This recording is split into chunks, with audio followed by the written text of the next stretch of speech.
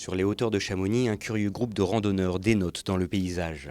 Chargés de près de 200 kg de matériel, ces scientifiques se sont fixés comme mission d'analyser la présence de particules de microplastiques dans de nombreux lacs d'altitude. C'est des toutes petites particules, à peu près l'épaisseur d'un cheveu, qui peuvent aller dans l'atmosphère en lien avec l'utilisation quotidienne du plastique, les vêtements, les sacs plastiques, tout ce qui contient du plastique, qui par frottement peut se fragmenter en petites particules, partir dans l'atmosphère et venir se redéposer ici sur les lacs d'altitude.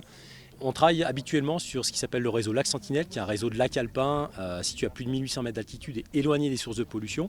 Et on voulait compléter nos études ici sur le lac Blanc, qui lui est très fréquenté, donc ce qui permet d'avoir des conditions de fréquentation qui sont différentes d'un site à l'autre.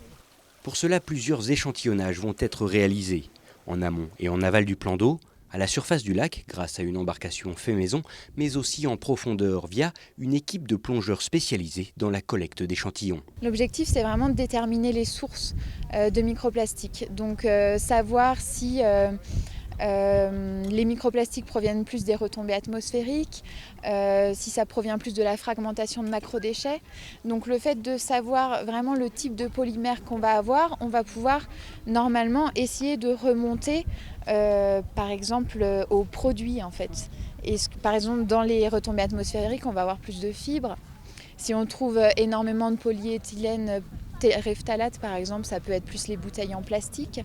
Autant de pollutions potentielles qui pourraient donc impacter de nombreux autres milieux, bien au-delà des seuls lacs d'altitude. Ces problématiques-là, c'est les problématiques qui sont contemporaines.